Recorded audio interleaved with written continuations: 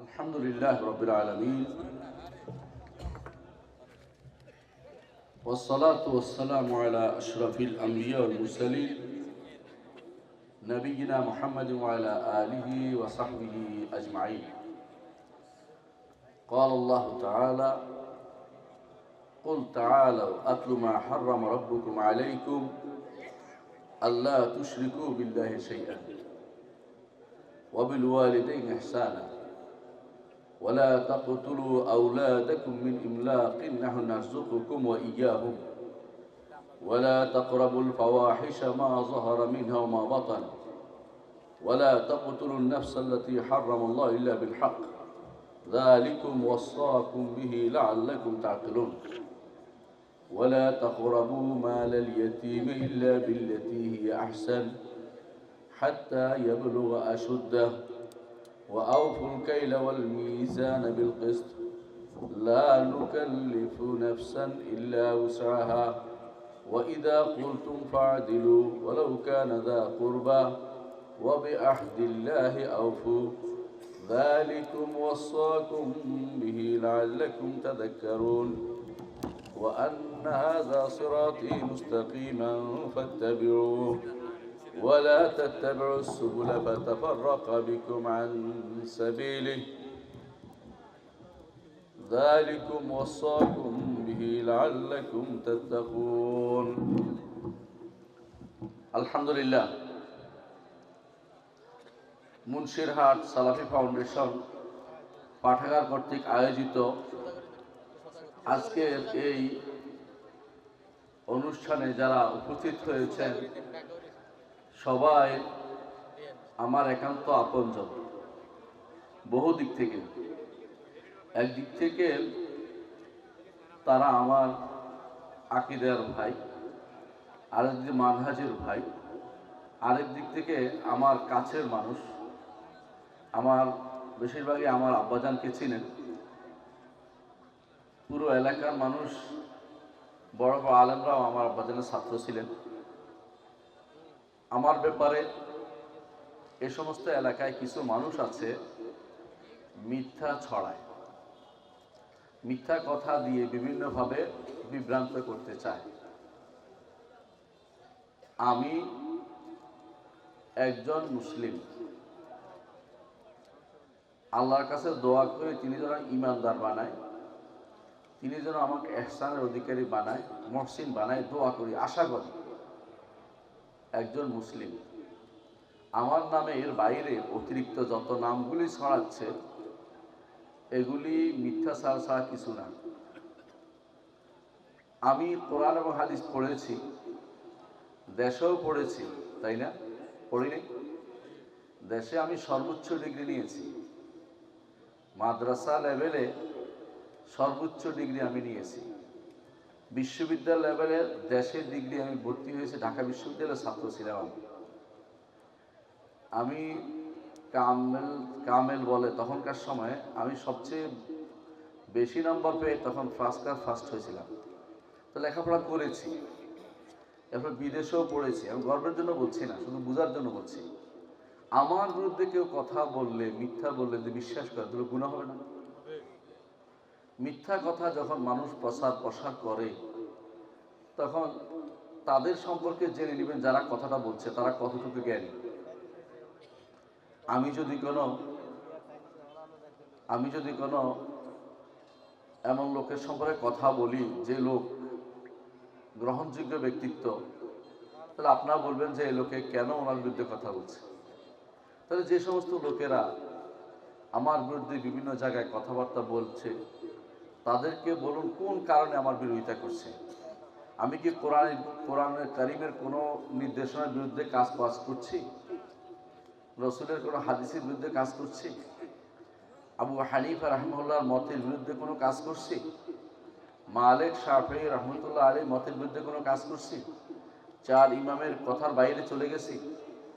আমি কি 6 যে হাদিসের ইমাম আছে তাদের বাইরে গেছি? তাহলে যারা আমার নামে মিথ্যাচার ছড়াচ্ছে, বিভিন্ন জায়গায় কথা বলছে, তারা আল্লাহকে ভয় করা উচিত। আল্লাহকে ভয় করা উচিত। সুবহানাল্লাহ। আজকেই আমি গাড়িতে আসার সময় আমার ওস্তাদ শেখ আব্দুর রাজ্জাক আল বাদর, নাম শুনে থাকবেন, মদিনার মসজিদ দাস দিয়ে তিনি, তার বাবাও আমার ওস্তাদ শেখ আব্দুল মোহসেন আল বাদর আমার ওস্তাদ, দুইজনই আমার ওস্তাদ। তার একটা দাস শুনতেছিলাম, সেটা হচ্ছে বলতেছেন যে আমরা যখন মদিনায় তিনি বলে আমি মক্কায় আসছি, তিনি মক্কায় আসছিলেন, আসার পরে তিনি শুনতেছেন এক সাহাবী, তখন সাহাবী হন নাই, যে এইখানে একটা লোক আছে তাকে পাগলে পাইছে, মানে সে পাগল হয়ে গেছে। তো তিনি বলেন যে আমি মনে মনে বললাম যে এই লোকটাকে নিয়ে এত কথা হচ্ছে, আমার কাছে কিন্তু পাগল ঝাড়ার কিছু একটা আছে, মানে তখনকার দিনে বোঝা গেল পাগল ঝাড়তো, পাগলটা ফুটু দিত। তো বলে আমি গেলাম, যাই বললাম যে দেখুন আপনাকে শুনেছি সবাই বলতেছে আপনার লোকেরা, আপনার লোক বুঝছেন তো, মানে 14 গ্রামবাসীরাই বলে, বাইরে কেউ আমার খারাপ বলে না। আল্লাহ রহমতে পৃথিবীর অনেক জায়গায় আমি সেমিনার করি, আর সারা বছরে আমার ওয়াজ থাকে, বিভিন্ন জায়গাতে আলোচনাও থাকে। 14 গ্রামের মানুষ শুধুমাত্র খারাপ বলে, বুঝেন না, এই জন্য বলছি 14 গ্রামের মানুষকে খারাপ বলে, এটা তো বলছি এই জন্য। তো আপনার লোকেরা আমার নবীকে বলতেছে যে আপনার লোকেরা আপনাকে পাগল বলে, আমি কিন্তু পাগল ঝাড়তে পারি, যারা বুঝেন তো, ঝাড় দেয়া, ফু দেয়া। নবী সাল্লাল্লাহু আলাইহি ওয়াসাল্লাম একটা কথা বলেছেন যে শোনো, ইন্নাল হামদালিল্লাহ নাহমাদুহু ওয়া নাস্তাঈনুহু ওয়া নাস্তাগফিরুহু ওয়া নাউযু বিল্লাহি মিন শুরুরি আনফুসিনা ওয়া মিন সাইয়্যাতি আমালিনা মান ইয়াহদিহিল্লাহু ফালা মুদিল্লা লাহু ওয়া মান ইউদ্লিল ফালা হাদিয়া লাহু ওয়া আশহাদু আল লা ইলাহা ইল্লাল্লাহু ওয়াহদাহু লা শারীকা লাহু ওয়া আশহাদু আন্না মুহাম্মাদান আবদুহু ওয়া রাসূলুহু। আমি কিন্তু ওয়াজ করতেছি না, এটা রাসূলের হাদিসটা বর্ণনা করতেছি, আপনি মনে করেন ওয়াজ শুরু করতেছি। এই কথা বলার পরে লোকটা বলল, যিনি যখন ঈমান আনেন নাই, লোকটা বলল যে আবার বলেন তো। রাসূল আবার বললেন এই কথাটা, এটা আপনারা শুনেন তো প্রতিদিন, তাই না? কখন শুনেন? খুতবা শুরু হইলে শোনেন, আলোচনা শুরুতে শোনেন। আমার নবী মক্কায় থাকতে এই কথাটা যখন শোনাইছে, ওই লোকে বলতেছে কোনো পাগলের কথা এটা হইতে পারে না, কোনো গণকের কথা এটা হইতে পারে না, কোনো কবির কথা হইতে পারে না, আপনার হাত বাড়িয়ে দিন, আমি আপনার কথা শুনবো, আপনার উপর ঈমান আনবো। তখন তিনি ঈমান এনেছেন। আমি তো 14 গ্রামবাসীকে এরকম চাই। আমি প্রথমে কোরআন তেলাওয়াত করেছি, কোরআন তেলাওয়াতের ব্যাখ্যা করবো, আপনাকে শুনবেন? শুনবেন ইনশাআল্লাহ। আমি আপনাদেরকে আমার দল নাই, দলের দিকে আহ্বান জানাবো না, আমি আমার আল্লাহর দিকে আহ্বান জানাচ্ছি। আমি হাসরের দিন বলতে পারবো যে 14 গ্রামবাসীকে আমি বলেছি, আমি আমার আল্লাহর দিকে আহ্বান জানাচ্ছি, কোনো পীরের দিকে নয়, কোনো দলের দিকে নয়, কোনো গোষ্ঠীর দিকে নয়, কোনো মতবাদের দিকে আমি ডাকছি না। আমি একমাত্র আল্লাহর দিকে আহ্বান জানাচ্ছি, যে আহ্বান মুহাম্মদুর রাসূলুল্লাহ সাল্লাল্লাহু আলাইহি ওয়াসাল্লাম করেছেন, যে আহ্বানের প্রতি সাড়া দিয়ে সাহাবায়ে কেরাম রাসূলুল্লাহ সাল্লাল্লাহু আলাইহি ওয়াসাল্লাম হাতে হাত রেখে বায়াত করেছিলেন। এই বায়াত এখন আমি নিব না, কারণ আমাদের বায়াতের অধিকার নাই, এটা মুহাম্মদুর রাসূলুল্লাহ সাল্লাল্লাহু আলাইহি ওয়াসাল্লামের খাস। কিন্তু বিশ্বাস করতে হবে যে কোরআন হক, মুহাম্মদুর রাসূলুল্লাহ সাল্লাল্লাহু আলাইহি ওয়াসাল্লাম হক, নবীরা হক, আর রাসূলের বাণী হক। এর বাইরে তো আমরা কথা বলি না, ক্বাল আল্লাহ ওয়া ক্বাল রাসূল, এর বাইরে যাওয়ার কোনো সুযোগ নেই। মানুষের গল্প, কোথায় কি গরুর ডাক দিছে, গরুর দড়ি ছেড়ে চলে আসছে, কোথাও ব্যাঙ চলে আসছে, কোথাও কোনো ব্যাঙ মাছ চলে আসছে, কোথাও লাফ দিয়া গাছে উঠে গেছে, ওইগুলি আমাদের দিনের অংশ না। মুহাম্মদুর রাসূলুল্লাহ সাল্লাল্লাহু আলাইহি ওয়াসাল্লাম তিনি ওয়াজ করতেন না? করতেন। সাহাবায়ে কেরাম কেউ কি ফ্যান্ডেলের উপরে উঠে গেছে, লাফ দিয়ে পড়ছে, ডিগবাজি খাইছে? তাহলে আপনারা কেন এগুলি বিশ্বাস করেন? কি করে এগুলি কি করে আপনারা বলতেছেন এগুলি কারামত বলতেছেন, এগুলি বড় ওলি আল্লাহ বলতেছেন? কেন আপনারা বুঝেন না কেন? যে কাজ আমার নবীর সময় দিন হয় নাই, কিয়ামত পর্যন্ত এটা দিন হবে না। এটা আমার কথা নয়, মালিক ইবনে আনাস রাহমাতুল্লাহ আলাইহি বলেছেন, যা মুহাম্মদুর রাসূলুল্লাহ সাল্লাল্লাহু আলাইহি ওয়াসাল্লামের সময় দিন হয় নাই, কিয়ামত পর্যন্ত এটা দিন হবে না। যে সমস্ত কথা আজ বানিয়ে বানিয়ে বললে আপনাদের ভালো লাগে, ওই সমস্ত কথা শুনে আপনাদের এগুলি আমানতের খেয়ানত হবে। আবার আপনি যদি বলেন, রাসূলুল্লাহ সাল্লাল্লাহু আলাইহি ওয়াসাল্লাম বলেছেন, কাফা বিল মারই কাযিবান আইয়ুহাদ্দিসা বিকুল্লি মা সামিআ, একজন মানুষের জন্য মিথ্যাবাদী হওয়া যথেষ্ট। অর্থাৎ মিথ্যাবাদী সে যা শুনে তাই বলা, এটা বাস্তবতা আছে কিনা তা পরীক্ষা না করে বলে বেড়ানো, এটা মিথ্যাবাদী হওয়া যথেষ্ট। আমার নামে যা যা বলেন একজন আরেকজনকে বলবেন, মিথ্যাবাদী হবেন। আর মিথ্যাবাদী হলে আপনি আমাকে ছেড়ে দিবেন, আমি আপনাকে ছেড়ে দিব না। আল্লাহ তাআলা বলছেন, ওয়াল্লাযীনা ইউযুনাল মুমিনিনা ওয়াল মুমিনাতি বিগাইরি মাকতাসাবু ফাকাদ ইহতামালু বুহতানাও ওয়া ইসমান মুবিনা। যারা ঈমানদার নারী পুরুষদেরকে বিনা কারণে মিথ্যাচার করে, তাদের বিরুদ্ধে কথা বলে কষ্ট দেয়, আল্লাহ তাআলা বলছেন ফাকাদ ইহতামালু বুহতানা, তারা অপবাদকে কাছে নিয়েছে, অপবাদকে কাঁধের উপর তুলে নিয়েছে। ওয়া ইসমান মুবিনা, বড় ধরনের গুনাহ তারা কাঁধে তুলে নিয়েছে। আমি ঈমান এনেছি, ঈমানদার দাবি করতে পারি না। কারণ আপনারা জানেন, কোনো ব্যক্তি সরাসরি নিজেকে ঈমানদার দাবি করতে পারে না। বলতে হয় মুসলিম, মুসলিম হয়। ঈমানদারের জন্য বলতে হয় আশাবাদী যে আল্লাহ আমাকে ঈমানদারের অন্তর্ভুক্ত করবেন। আমি ঈমান এনেছি, আশাবাদী যে আল্লাহ আমাকে ঈমানদার অন্তর্ভুক্ত করবেন। কারণ ঈমানদার বলা হচ্ছে জান্নাতি, মুহসিন হচ্ছে জান্নাতি। মুসলিম তার জান্নাতে যাবে আল্লাহর রহমতে, দয়ায়, এবং কখনো কখনো জান্নাতে যাবে সুপারিশের মাধ্যমে। নবীরা সুপারিশ করবেন আল্লাহর অনুমতি ক্রমে, নেককার বান্দারা সুপারিশ করবে আল্লাহর অনুমতি ক্রমে। অনুমতি না হলে কেউ সুপারিশ করবে না।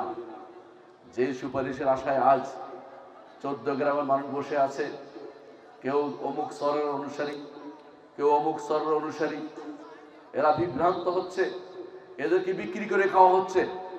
এরা বুঝে না এই সুপারিশের অধিকারী আল্লাহ তাআলা কাউকে করে দেন নাই।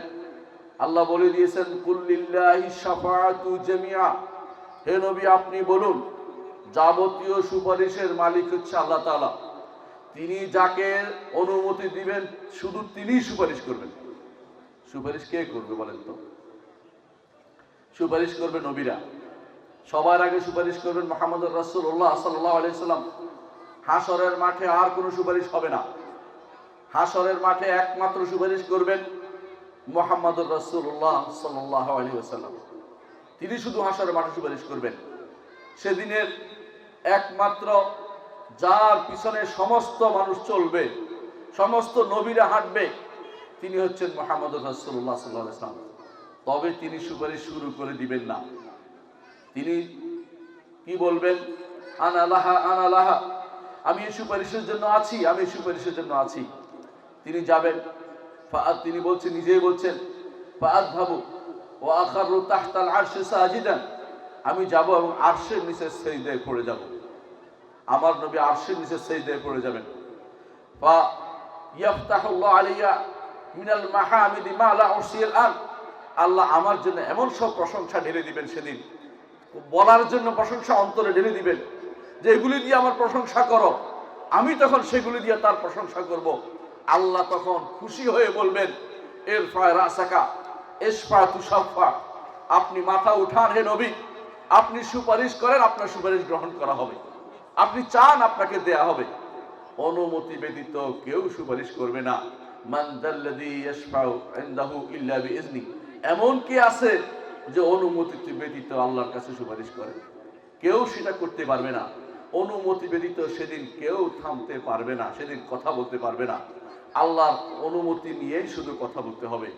হাসরের মাঠে কেউ জাহাজ নিয়ে আসবে না, মিথ্যা কথা। হাসরের মাঠে কেউ জাহাজ নিয়ে আসবে না, ও জাহাজের জায়গা নয়। হাসরের মাঠ হচ্ছে এমন একটা মাঠ, সেখানে কারো কোনো লেখা নাই, অমুকের জায়গা লেখা নাই, পাহাড় পর্বত নাই, বাড়িঘর নাই, আটার কাইয়ের মতো একটা জায়গা যেখানে সমান সমান্তরাল, দূরের কাছে মানুষ শুনতে পায়, সমান্তরাল শুনতে পাবে। সেই মাঠে সবাই দাঁড়িয়ে থাকবে 50,000 বছর। এই 50,000 বছর দাঁড়ানোর মধ্যে মানুষ দৌড়াদৌড়ি করবে কেন? ঘরমাক্ত হচ্ছে, ডুবুডুবু অবস্থায়। কেউ ডুবে যাচ্ছে, কেউ ডুবুডুবু অবস্থায় থাকবে, কারো হাঁটু পরিমাণ, কারো নাক পরিমাণ, কারো কাঁধ পরিমাণ ডুবতেছে, উঠতেছে। কেন? কিসের মধ্যে?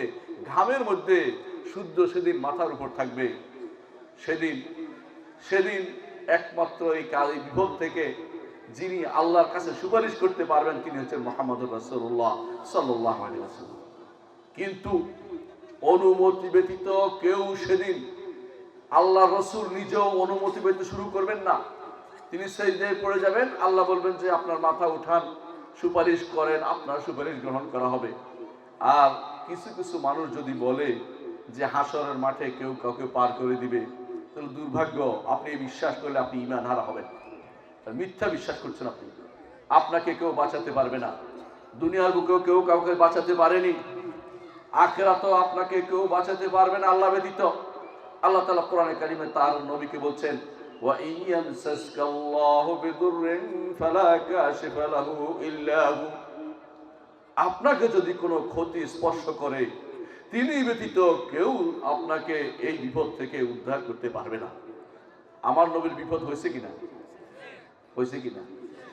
নবুয়তের পরে, নবুয়তের আগে তো তিনি সবার তুলু ছিলেন, সবাই ভালোবাসার পাত্র ছিলেন। নবুয়তের কথা বলা, হক কথা বলার পরে শত্রু হয়েছেন, হক কথা বলার পরে শত্রু হয়েছেন। হক কথা বলার পরে আপনি শত্রু হবেন না, এটা ভেবে নেবেন না। আপনারা যারা আছেন সালাফি ফাউন্ডেশনে যারা আছে সবাইকে বলছি, আপনি চুপ থাকার সুযোগ নাই। কারণ আপনি মরে গেলে, হক কথা না বলে মরে গেলে আল্লাহ আপনাকে পাকড়াও করবেন। আপনার বাবাকে বলবেন, মাকে বলবেন, আপনার চাচাকে বলবেন, চাচিকে, সবাইকে জানাবেন, আত্মীয় স্বজন জানাবেন। এটা হক, এর বাইরে চিন্তা করার সুযোগ নাই। হাসরের মাঠে শর্ত যদি তিনটা না হয়, কেউ কারোর জন্য সুপারিশ করবে না। কোনো হুজুর বুজুর্গ সুপারিশ করতে পারবে না। মিথ্যা কথা, হুজুরের মনে থাকবে না আপনার কথা, ইয়া নফসি সেদিন করতে থাকবে। একমাত্র মুহাম্মদুর রাসূলুল্লাহ সাল্লাল্লাহু আলাইহি ওয়াসাল্লাম আপনার জন্য তিনি সুপারিশ করবেন। তবে সুপারিশের জন্য তিনটি শর্ত রয়েছে। এক নম্বর শর্ত হচ্ছে আল্লাহ তাআলার কাছে অনুমতি। দুই নম্বর শর্ত হচ্ছে তিনি অনুমতি শুধু তাকেই দিবেন যার উপর আল্লাহ সন্তুষ্ট, যার উপর আল্লাহ সন্তুষ্ট।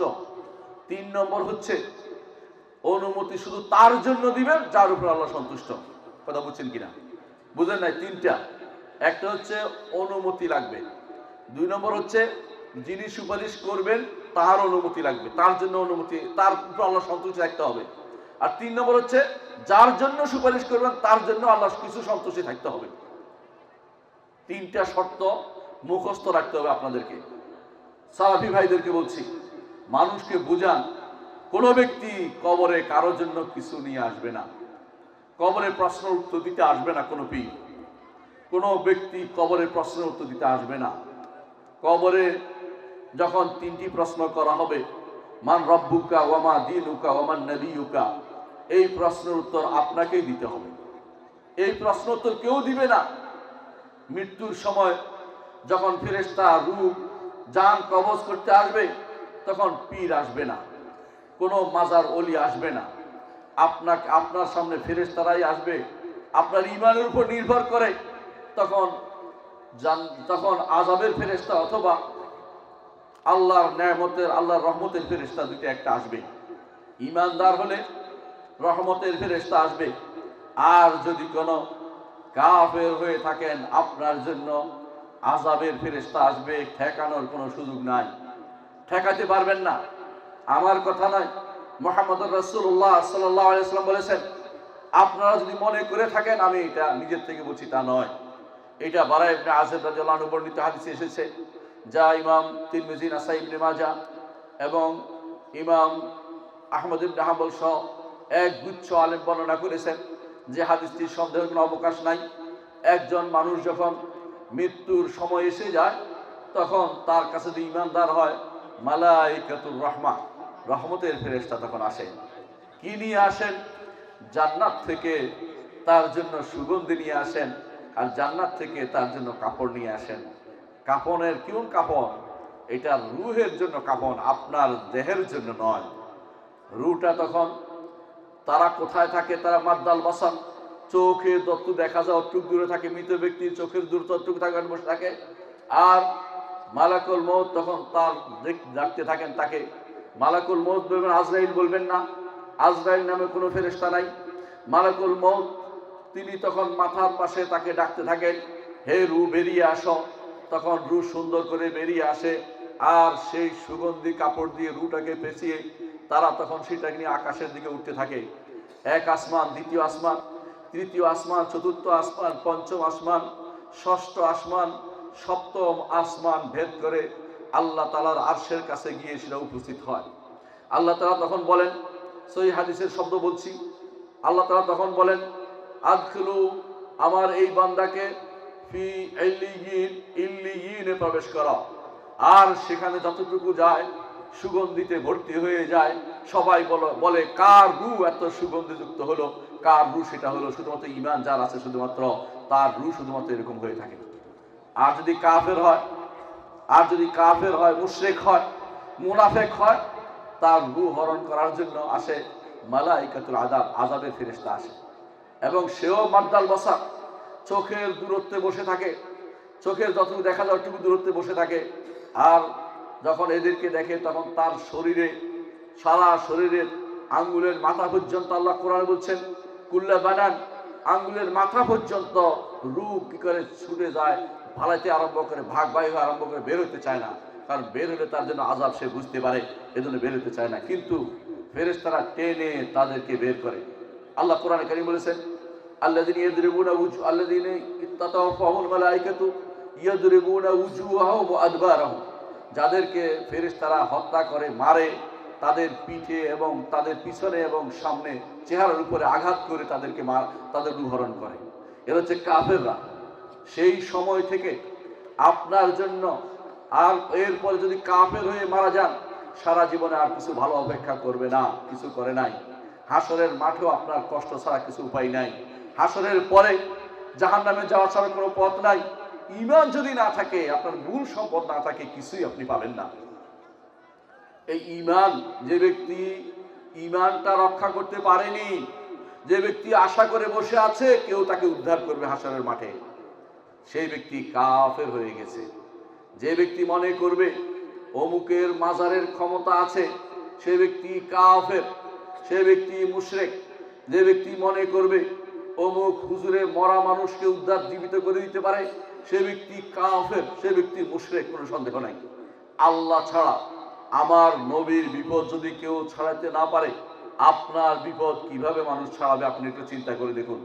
আমার নবীর মতো শ্রেষ্ঠ ব্যক্তি আল্লাহর দুনিয়াতে আর আসেনি এবং আসবে না।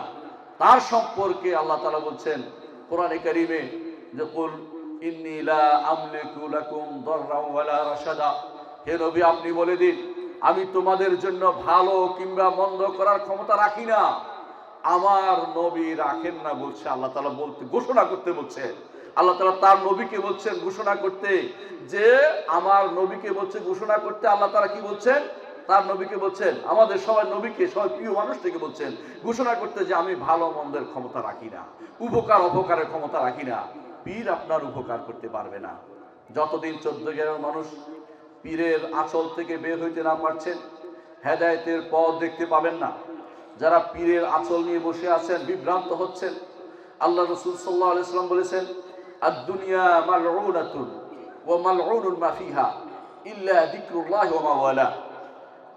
দুনিয়া হচ্ছে অভিশপ্ত, দুনিয়াতে যা আছে তাও অভিশপ্ত, তবে আল্লাহর জিকির এবং তার সাথে সম্পৃক্ত যা আছে তা। আমরা যে এখানে বসেছি এটার নাম হচ্ছে জিকির। জিকিরের নাম ইল্লাল্লাহ ইল্লাল্লাহ বলা নয়, জিকিরের নাম আল্লাহ আল্লাহ বলা নয়। জিকির হচ্ছে লা ইলাহা ইল্লাল্লাহ, জিকির হচ্ছে সুবহানাল্লাহ, জিকির হচ্ছে আলহামদুলিল্লাহ, জিকির হচ্ছে আল্লাহু আকবার, জিকির হচ্ছে লা হাওলা ওয়ালা কুওয়াতা ইল্লা বিল্লাহ, জিকির হচ্ছে লা ইলাহা ইল্লা আনতা সুবহানাকা ইন্নী কুনতু মিনাজ জালিমিন, জিকির হচ্ছে রাসূলুল্লাহ সাল্লাল্লাহু আলাইহি ওয়াসাল্লামের দরুদ পাঠ করা, জিকির হচ্ছে ইস্তিগফার করা।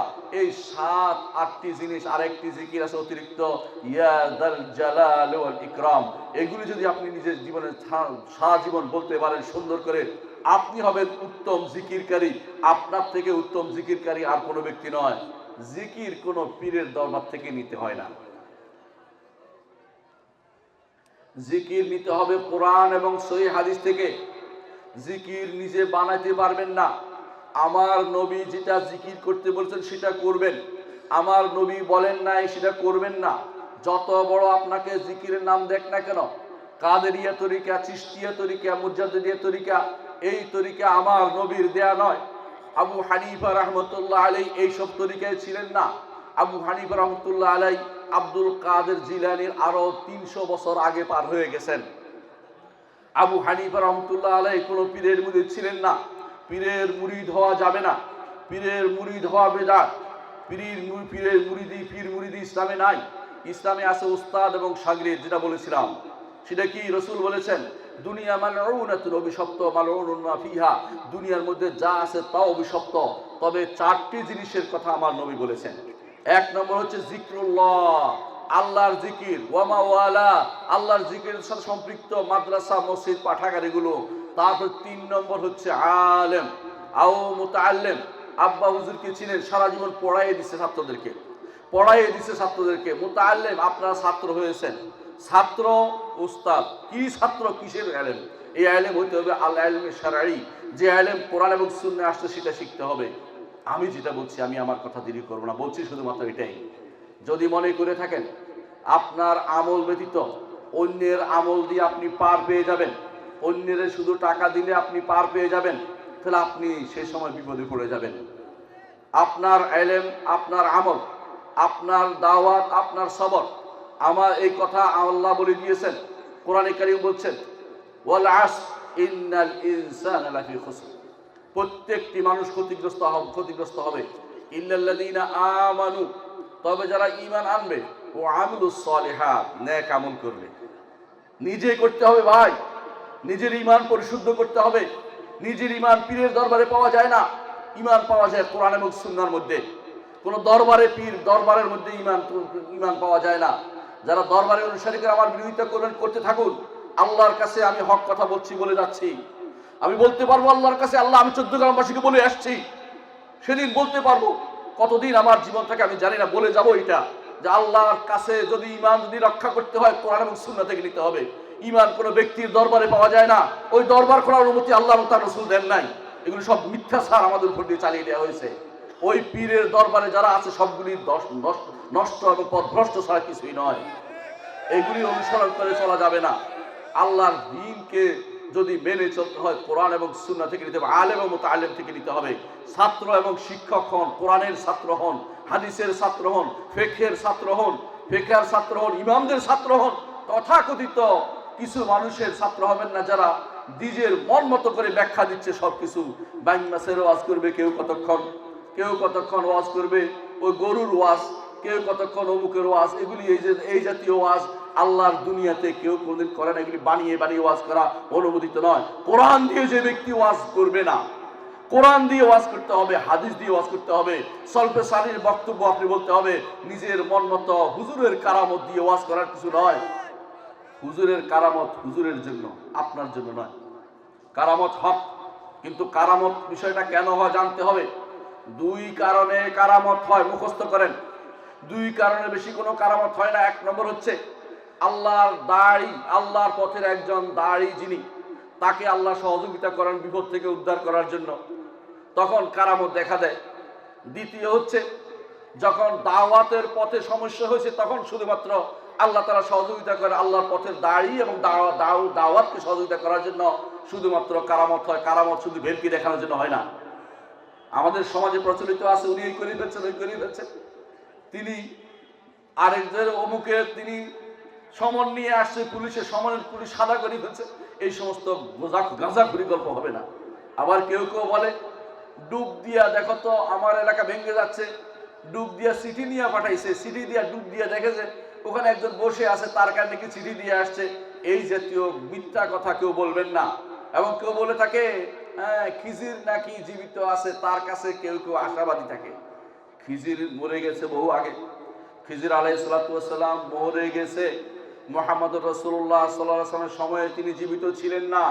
জীবিত থাকলে বদরের যুদ্ধে আসা তার জন্য ফরজ হতো, কারণ মুহাম্মদুর রাসূলুল্লাহ সাল্লাল্লাহু আলাইহি ওয়াসাল্লাম বলেছেন, লাউ কানা মুসা হাইয়ান লামা ওয়াসআহু ইল্লা ইত্তিবাই, যদি মুসা জীবিত থাকতো আমার অনুসরণ ছাড়া তার কোনো গত্যত্ব ছিল না। এর অর্থ হচ্ছে রসুলের সাথে যুদ্ধে অংশগ্রহণ না করে তার কোনো গত্যন্তর ছিল না, রসুলের দরবারে হাজির হওয়া ছাড়া তার কোনো গত্যন্তর ছিল না। খিজির আলাইহিস সালাম বহু আগেই মরে গেছে। আল্লাহ তাআলা কোরআনে কারীমে বলেছেন, ওমা জাআলনা লিআহাদিন মিন ক্বাবলিকাল খুলদা আফা ইন মিত্তা ফাহুমুল খালিদুন। ওমা জাআলনা লিবাশারিন মিন ক্বাবলিকাল খুলদা, আপনার আগে কোনো মানুষের জন্য আমি চিরস্থায়ী জীবন দেইনি। আল্লাহ তাআলা তার নবীকেও জানাচ্ছেন যে চিরস্থায়ী জীবন কেউ পায় নাই। যারা বলে খিজির চিরস্থায়ী জীবন পেয়েছেন তারা মিথ্যা কথা বলছেন, তারা না জেনে কথা বলছেন। খিজির আলাইহিস সালাম জীবিত নেই। যারা খিজিরের নাম করে আপনাকে বিভ্রান্ত করছে, খিজিরের কাছে চিঠি পৌঁছায়, খিজির এসে তাকে কথা শোনায় এবং মনে করে যে খিজির আল্লাহর শরীয়ত না মেনে চলতে পারবে, তারা সম্পূর্ণ মিথ্যার উপর বেশাতি করে যাচ্ছে। তাদের সম্পর্কে আপনার সাবধান হওয়া উচিত। ঈমানদার কেন ধোঁকা খায় জানেন? ঈমানদার মনে করে যে এরা তো বিশাল দরবার অধিকারী, তারা যদি কোনো একবার তাকায় আল্লাহ খুশি হয়ে যাবে, এরকম না। কিন্তু আল্লাহ আপনাকে ডাকতে বলছে, উদরুনি আস্তাজিব লাকুম, আমাকে ডাকো আমি তোমার ডাকে সাড়া দেব। আল্লাহ বলে নাই দুনিয়া ঘুরে আসতে বলে নাই, সরাসরি রাতের বেলা ডাকেন, আল্লাহ তাআলা আপনার ডাকে সাড়া দিবে। এটা শিখুন। কোন এই জাতীয় মাধ্যম যেটাকে বলে, এই মাধ্যমের কথাটা আপনি শুনে রাখুন। মাধ্যম বলতে যেটা বোঝায়, শরীয়তে মাধ্যম কখন নেওয়া যায় এটা বুঝেন। শরীয়তে মাধ্যম হচ্ছে এটা, এলেম অর্জনের মাধ্যম দরকার, আলেমের কাছ থেকে শিখেছেন, দ্বীন শিখা দরকার, মুহাম্মদুর রাসূলুল্লাহ সাল্লাল্লাহু আলাইহি ওয়াসাল্লামের কাছ থেকে শিখছেন, কোরআন এবং সুন্নাহর মাধ্যমে শিখছেন, এইটা হচ্ছে মাধ্যম। এই মাধ্যম গ্রহণযোগ্য। আর তিনটা মাধ্যম আছে, দেয়া জায়েজ আছে। আল্লাহর নাম এবং গুণের ওসিলা দিয়ে দোয়া করবেন। মুহাম্মদুর রাসূলুল্লাহ সাল্লাল্লাহু আলাইহি ওয়াসাল্লাম দোয়া করতেন এইভাবে, আল্লাহুম্মা ইন্নী আবদুকা ওয়া ইবনু আবদিকা ওয়া ইবনু আমাতিকা নাসিয়াতি বিয়াদিকা মাযুন ফিহা হুকমুকা আদলুন ফিহা কাদাউকা আসআলুকা বিকুল্লি ইসমিন হুয়া লাকা সাম্মাইতা বিহি নাফসাকা আও আনজালতাহু ফি কিতাবিকা আও আল্লামতাহু আহাদান মিন খালকিকা আও ইসতা'থারতা বিহি বি'ilmil গায়বি 'ইনদাকা আন তাজআলাল কুরআনা রাবি'a কলবি জালা হুজনি নূরা সাদরি যাহাবা হাম্মি ওয়া গাম্মি। রাসূলুল্লাহ এইভাবে দোয়া করতেন। এরা তো আল্লাহর নাম ও গুণের ওসিলা দিয়ে দোয়া করেন। প্রতিটি নাম জানুন, গুণ জানুন, তাওহীদ প্রতিষ্ঠা করুন। তাহলে অবশ্যই আল্লাহ তাআলার নাম এবং গুণ জানলে এগুলি দিয়ে আপনি আল্লাহর কাছে চাইবেন, আল্লাহ আপনি রহমান আমাকে দয়া করুন, আপনি গফফার আমাকে ক্ষমা করুন, এভাবে আল্লাহর কাছে দোয়া করুন। আল্লাহ এটা কবুল করবেন। এই একটা পদ্ধতি হচ্ছে মাধ্যম, অর্থাৎ নাম এবং গুণের মাধ্যম দিয়ে দোয়া করবেন। দ্বিতীয় মাধ্যম হচ্ছে আপনি একটা ন্যাক কাজ করেছেন, এর ওসিলা দিয়ে দোয়া করুন। আপনার সেই ঘটনা মনে পড়ে কিনা? মুহাম্মদুর রাসূলুল্লাহ সাল্লাল্লাহু আলাইহি ওয়াসাল্লাম বলেছেন, 3 ব্যক্তি রাস্তা দিয়ে রওনা হয়েছিল। তখন তারা হঠাৎ করে দেখছে ঝড় বৃষ্টি আরম্ভ হয়েছে, তারা গর্তের ভিতরে ঢুকে পড়েছে। এমন সময় উপর থেকে পাথর এসে গর্তের মুখ বন্ধ করে দিয়েছে। তখন প্রত্যেকে তার ন্যাক আমলের ওসিলা দিয়ে দোয়া করেছে। আল্লাহ তাআলা সেই দোয়া কবুল করে তাদেরকে বের হওয়ার সুযোগ করে দিয়েছেন। 3 নম্বর হচ্ছে একজন ঈমানদার নেককার বান্দার সাথে দোয়া করছে, আপনিও তার দোয়ায় শরীক হবেন। এটুকু উপস্থিত জীবিত সক্ষম ব্যক্তির কাছে আপনি একাত্রিত হয়ে বললেন, হুজুর আপনি দোয়া করেন আমার সাথে, আমিও দোয়া করছি। এইটা হচ্ছে 3টা মাধ্যমের বাইরে আর কোনো মাধ্যম আল্লাহর দুনিয়াতে আসে নাই। এই বাকিগুলি হচ্ছে মিথ্যা মাধ্যম। কোনো ব্যক্তির ওসিলা দিয়ে ইসলামে জায়েজ নাই। কারণ আপনি যদি বলেন অমুক হুজুরের কারণে আল্লাহ আমারে ভালো করে দেন, এটা কেন করবে আল্লাহ তাআলা বলেন? কেন করবেন? আপনি বলবেন আল্লাহ আমি অমুককে ভালোবাসি, আরো ভালোবাসা একটা আমল, ন্যাক আমল, এই জন্য আমি আপনার কাছে আসছি, এটা ঠিক আছে। আমি মুহাম্মদুর রাসূলুল্লাহ সাল্লাল্লাহু আলাইহি ওয়াসাল্লামকে ভালোবাসি, রসুলের ভালোবাসা ঈমান, এই জন্য আমি এই রসিলা দিয়ে আপনার কাছে চাচ্ছি, ঠিক আছে, এটা কোনো সমস্যা নেই। কারণ আল্লাহ তাআলা শিখিয়ে দিয়েছেন, রব্বানা ইন্নানা আমান্না ফাগফির লানা যুনুবানা, আল্লাহ আমরা ঈমান এনেছি, এই রসিলা দিয়ে দোয়া করছি আপনি আমাদের গুনাহ ক্ষমা করে দেন। আরেকজনের ঈমান দিয়ে পার পেতে পারবেন না। আরেকজনের ঈমান দিলে পার পেতে যদি হইতো তাহলে আবু তালেব পার পেয়ে যেতেন, ইব্রাহিমের বাবাও পার পেয়ে যেতেন, তারা কেউ পার পাবে না। কারণ একজনের জন্য একজন ইন্ডিভিজুয়াল হিসাব হবে। হাসরের মাঠে আল্লাহ তাআলা বলছেন, ওয়া কুল্লুহুম আতিহি ইয়াউমাল কিয়ামাতি ফারদা, প্রত্যেকে হাসরের মাঠে একে একে আসবে, সেখানে কেউ কারো কথা স্মরণ করবে না। আপনি আজ মনে করছেন সন্তানের জন্য অনেক কিছু রেখে যাচ্ছেন, এই সন্তান আমার জন্য হাসরের মাঠে এই করবে সেই করবে, কিছু করবে না। আল্লাহ বলে দিয়েছেন, ইয়াউমা ইয়াফিরুল মারউ মিন আখিহি ওয়া উম্মিহি ওয়া আবিহি ওয়া সাহিবাতিহি ওয়া বানি, প্রত্যেকে পালাবে, স্ত্রীও পালাবে। যার জন্য দুনিয়া এত পয়সা খরচ করছেন, এত কিছু করছেন, হারাম খাচ্ছেন, সুদ খাচ্ছেন, ঘুষ খাচ্ছেন, সেই সন্তান আপনার পাশে দাঁড়াবে না, আপনার স্ত্রী আপনার পাশে দাঁড়াবে না, আপনার সেদিন কেউ আপনার পাশে দাঁড়াবে না। লিকুল্লি ইমরিইম মিনহুম ইয়াওমাইযিন শা'নুন ইউগনি, প্রত্যেকের সেদিন এমন অবস্থা হবে, সে বলবে আমি নিজেকে নিয়ে ব্যস্ত, আমাকে ডিস্টার্ব করতে এসো না, আমি এখন ভয়ে আছি, আমার কি হয় আমি জানি না, আমার কাছে তো কেউ আসতে পারবে না। সেদিন আপনি পালাবেন। হাসরের মাঠ কি ছোটখাটো জিনিস? হাসরের মাঠ কত বড় আপনি জানেন? হাসরের মাঠ হচ্ছে এই পৃথিবীটা পুরোটা ধ্বংস হয়ে যাবে, আল্লাহ তাআলা নতুন একটা পৃথিবী তৈরি করবেন, বিশাল এক পৃথিবী, যেই পৃথিবীতে কারো উপরে কোনো জুলুম হয় নাই, যেই পৃথিবীতে কারো কোনো সাইন নাই, যেই পৃথিবীতে কোনো পাহাড় পর্বত নাই, সেই বিশাল পাহাড়, এটার ভিতরে আপনি আপনার ছেলেকে কোথায় খুঁজে পাবেন বলেন তো? আপনার পীরকে কোথায় খুঁজে পাবেন? আপনার ওলিরে কোথায় খুঁজে পাবেন? কেউ কারোর জন্য কিছু করবে না। আব্দুল কাদের জিলানী রহমতুল্লাহ আলাইহি ইমাম, তিনি আপনার জন্য কিছু করবেন না। আপনি ভুল আশায় বসে আছেন। তেমনি ভাবে খাজা মঈনুদ্দিন চিশতি সঞ্জারি রহমতুল্লাহ আলাইহি আপনার জন্য কিছু করবেন না, আপনার জন্য হাসরের মাঠে কিছু করবেন না। আপনি আশা করে বসে আছেন, করবেন না। এই আশাটাই হচ্ছে আপনার শিরকি আশা। কারো কাছে আশা করবেন না। ইজা সাআলতা ফাসআলিল্লাহ, যখন চাইবেন একমাত্র আল্লাহর কাছে চাইবেন। ওইজা ইসতাআনতা ফাসতাইন বিল্লাহ, আমার নবী আপনাকে শিখিয়ে দিয়েছেন, যখন আপনি সাহায্য চাইবেন আল্লাহর সাহায্য চাইবেন। হাসরের মাঠে কোনো পীর দীর কিচ্ছু আসবে না, কোনো ওলি আল্লাহ আসবে না। সাহাবায়ে কেরাম সমস্ত পীরের চেয়ে বড় কিনা? কোনো সাহাবী আপনার জন্য আসবে না, কোনো সাহাবীও আসবে না। যদি আপনি ঈমান নিয়ে যেতে পারেন, বিপদে পড়ে গেছেন, তখন আপনার জন্য ওই সাহাবী পার হওয়ার পরে, ওই ব্যক্তি পার হওয়ার পরে, পার হওয়া বুঝছেন কিনা? পার হওয়া বুঝেন নাই? হাসরের মাঠ থেকে ফুলসেরাত দিয়ে পার হইতে জান্নাতে যেতে হবে। হাসরের মাঠের পরে ফুলসেরাত। ফুলসেরাত মানে হচ্ছে জাহান্নামের উপরে বিশাল এক ফুল। কতটুকু লম্বা বলতে পারবেন? এখান থেকে কক্সবাজার, কয়েক লক্ষ কোটি কক্সবাজার। এইটা পার হইতে পারলে, যারা পার হয়েছে তারাই শুধুমাত্র তখন সুপারিশ করবে। হাসরের মাঠে কেউ আর সুপারিশ করবে না। আমার নবী হাসরের মাঠে শুধু সুপারিশ করবেন, শুধু বিচার শুরু হওয়ার জন্য সুপারিশ করবেন, কারো ক্ষমা মাপ পেয়ার জন্য সুপারিশ করবেন না। যখন পার হয়ে যাবে সবাই, তখন যারা আটকে পড়েছে, নিচে খাদে পড়ে গেছে, জাহান্নামে পড়ে গেছে, তাদের জন্য সুপারিশ করবে। আমার সাথে নামাজ পড়তো, আমার সাথে সালাত আদায় করতো, আমার সাথে সদকা করতো, আমার সাথে দাওয়াত দিত, আল্লাহর কাছে ইন্ডিভিজুয়ালি অমুকের জন্য আল্লাহ আমি সুপারিশ করতে চাই। তা আল্লাহ তাআলা অনুমতি দিবেন, তারপরে সুপারিশ করবেন। প্রত্যেকবারে সিজদায় পড়বেন আমার নবী। সহিহ মুসলিমের হাদিস দেখুন দয়া করে, আমি কোনো একটা কথা বানিয়ে বলছি না। প্রত্যেকবারে সিজদা করে দোয়া চাইবেন, নবীর কাছে চাইবেন, আল্লাহর কাছে আস্তাগফিরুল্লাহ, আল্লাহর কাছে চাইবেন। আল্লাহ তাআলা তখন তাকে অনুমতি দিবেন, তারপর সুপারিশ করতে যেতে পারবে। যখন যে পার হবে সে পারবে। হাসরের মাঠে বাপ ছেলে কারোর জন্য কেউ সুপারিশ করবে না। কোনো পীর তো দূরের কথা, পীর আপনার কথা মোটেই স্মরণ করবে না। আপনি আমাকে আজ টাকা দিয়ে ভরিয়ে দিল, আমাকে আজ পকেট পুরিয়ে দিল, সেদিন আপনার কোনো কাজ আমি করতে পারবো না। কারণ মুহাম্মদুর রাসূলুল্লাহ সাল্লাল্লাহু আলাইহি ওয়াসাল্লাম তিনি স্পষ্ট ঘোষণা করেছেন, হে ফাতেমা বিনতে মুহাম্মদ, আমি হাসরের দিন তোমার কোনো উপকার করতে পারবো না। হে সফিয়া বিনতে আব্দুল মুত্তালিব, হে আমার ফুফি, আমি তোমার উপকার করতে পারবো না। তুমি জাহান্নাম থেকে নিজেকে বাঁচিয়ে নাও। প্রত্যেকেই ইন্ডিভিজুয়াল হিসাব হবে। ওই আপনি মনে করছেন গোষ্ঠীভুক্ত হয়ে পার হবেন, তা কিন্তু না। গোষ্ঠীভুক্ত হয়ে পার হইতে পারবেন না। আল্লাহ প্রত্যেকের হিসাব আলাদা নেবেন। মা মিনকুম মিন আহাদিন ইল্লা ওয়া সায়ুকাল্লিমুহু রাব্বুহু লাইসা বাইনাহু ওয়া বাইনাহু তুরজুমান। আমার নবী বলছেন, তোমাদের প্রত্যেকের সাথে রবে কথা বলবেন, কোনো অনুবাদক লাগবে না। আপনি হয়তো মনে করতে পারেন যে অনুবাদক দিয়ে অনুবাদ করেন না, আল্লাহ তাআলা আপনার ভাষা বুঝেন, একই সাথে সবার সাথে তিনি কথা বলবেন। সুবহানাল্লাহ। দুনিয়ার বুক আমরা কি করি? ওই বেটা থাম, একটু কথা বলেন একজনের সাথে, একজনকে থামিয়ে দিয়ে একজনের সাথে কথা বলেন না।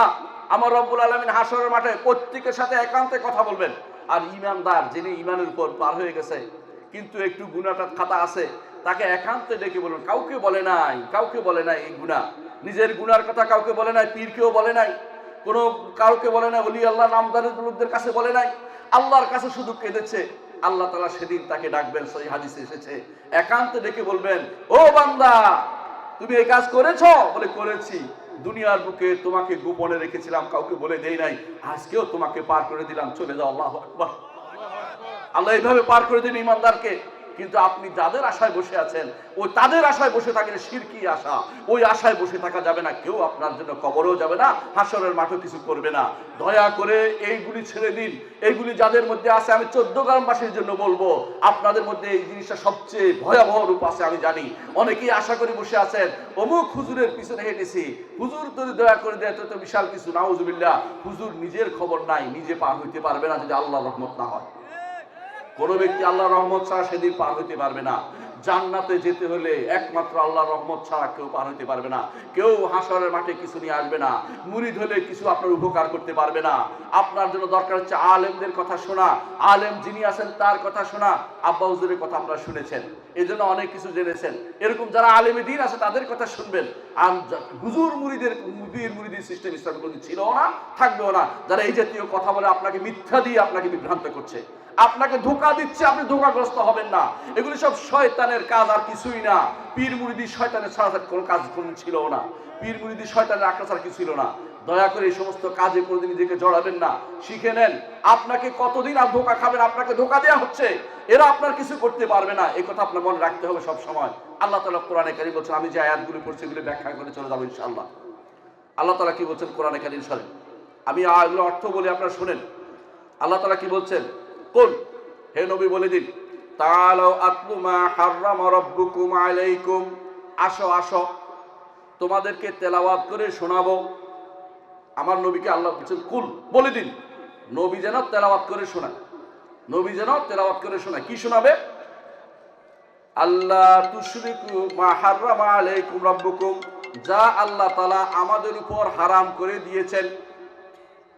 তোমাদের উপর আল্লাহ যা হারাম করেছেন এগুলো শোনাবো। এখন হারাম বুঝছেন তো, যা করা যাবে না। এক নম্বর হচ্ছে আল্লাহ তুশরিকু বিহি শাইআন, আল্লাহর সাথে কাউকে শরীক করিও না। আল্লাহর সাথে কাউকে শরীক করিও না, বুঝছেন তো? যে ব্যক্তি আশাবাদী হয়ে বসে আছে যে কবরওয়ালা তার ছেলেকে ভালো করে দিবে, কবরওয়ালা তার ছেলেকে ভালো করে দিবে, মাজারওয়ালা তার উদ্দেশ্য পূরণ করে দিবে, সে ব্যক্তি মুশরিক। সেই ব্যক্তি মুশরিক, কোনো সন্দেহ নাই। যে ব্যক্তি মন আশা করে হুজুর কবরের কাছে বলছে, হুজুর আল্লাহকে বলে দেন যে আল্লাহ যেন আমার ছেলে ভালো করে দেয়, এ বেটাও মুশরিক। কারণ ওই বেটা কবরের কাছে চাওয়া যায় না, চাইলেই মুশরিক। কথা বুঝে রাখেন, কেউ আল্লাহ ছাড়া কারো কাছে চাইতে পারেন না। দুনিয়ার বুকে চাইতে পারেন, জীবিত মানুষ, ও ভাই আমার পানি দেন, দিতে পারে। মরা মানুষের কাছে কিছু চাওয়াই হচ্ছে। ইমাম আবু হানিফা রাহমাতুল্লাহ আলাইহি বলেছেন, কার কথা বলছি? আবু হানিফা রাহমাতুল্লাহ আলাইহি ইমাম, তিনি বলতেছেন আপনারা যারা এটা পান নাই তাদেরকে বলেন বাহরুর রায়েক দেখতে। বাহরুর রায়েকের মধ্যে উল্লেখ আছে, ইমাম আবু হানিফা রাহমাতুল্লাহ আলাইহি বলেছেন মরা মানুষের কাছে কিছু চাওয়ার অর্থ হচ্ছে, মরা মানুষের কাছে চাওয়া হচ্ছে ডুবন্ত মানুষ আরো ডুবন্ত মানুষকে বলে আমারে বাঁচা। ডুবন্ত মানুষকে ডুবন্ত মানুষ বাঁচাতে পারে? দুটাই তো ডুবে আছে। অর্থাৎ মানুষ মানুষের কাছে চাওয়া এটা বৈধ হইতে পারে না, এটা শিরক। এই জন্য কবরবাসীর কাছে কিছু চাওয়াই শিরক। কবর জিয়ারত কি জন্য হয়? কবর জিয়ারত হয় 4টি কারণে। 1 নম্বর কারণ হচ্ছে আখিরাতকে স্মরণ করবেন। 2 নম্বর কারণ হচ্ছে দুনিয়া বিমুখ হবেন। 3 নম্বর কারণ হচ্ছে আল্লাহ রাসূলের সুন্নাত আদায় করবেন। 4 নম্বর কারণ হচ্ছে কবরবাসীর জন্য দোয়া করবেন। যে ব্যক্তি মনে করবে কবরের ফয়েজ এবং বরকত তার কাছে আসছে, সে ব্যক্তি কাফের ও মুশরিক। আমি কি বলছি? বিশ্বাস করতেছেন না? সেই ব্যক্তি মুশরিক। কবর থেকে কিছু আসে না, কবরে কিছু দিতে হয়। কবরওয়ালা বিপদে আছে, যত বড় ব্যক্তি হোক না কেন কবরওয়ালা বিপদে আছে। মুহাম্মদুর রাসূলুল্লাহ সাল্লাল্লাহু আলাইহি ওয়াসাল্লাম তিনি একদিন মা আয়েশা রাদিয়াল্লাহু আনহার ঘরে ছিলেন। হঠাৎ করে তিনি উঠে চলে গেলেন। আয়েশা রাদিয়াল্লাহু আনহা মনে করলেন যে বোধহয় অন্য স্ত্রীর ঘরে গেছে, নাউজুবিল্লাহ। মানে ধারণা আসে না, মেয়েদের ধারণা আসতেই পারে। তো তিনি উঠে দেখলেন যে কোন দিকে যায়। দেখলেন রাসূলুল্লাহ সাল্লাল্লাহু আলাইহি ওয়াসাল্লাম তিনি বাকিতে চলে গেছেন। আপনারা যারা মদিনায় গেছেন তারা জানেন মসজিদ নববী থেকে বাকি খুব দূরে নয়, বাকির দিকে চলে গেছেন। আয়েশা রাদিয়াল্লাহু আনহা দৌড়ে দৌড়ে গেছে, পিছনে পিছনে কোন দিকে যায় দেখি, যায় দেখে যে বাকির ভিতরে ঢুকে গেছেন। তিনি দাঁড়িয়েছিলেন, এরপরে কোন দিক কি করে দেখি। তিনি যায় দোয়া করছেন তার কবরবাসীদের জন্য, দোয়া করছেন। দোয়া করে ফিরে আসার সময় দেখছে রাসূলুল্লাহ সাল্লাল্লাহু আলাইহি ওয়াসাল্লাম দেখলেন যে তার আগে ছায়ার মতো কি চলে যাচ্ছে, তিনি গায়েব জানতেন না। তিনি দৌড়ে চলে আসেন, আসে সাধারণত এইভাবে দৌড়ে আসলে হাঁপাইতে আরম্ভ করে। তিনি এসে শুয়ে পড়ছেন, রাসূল এসে বললেন যে হাঁপাচ্ছ কেন?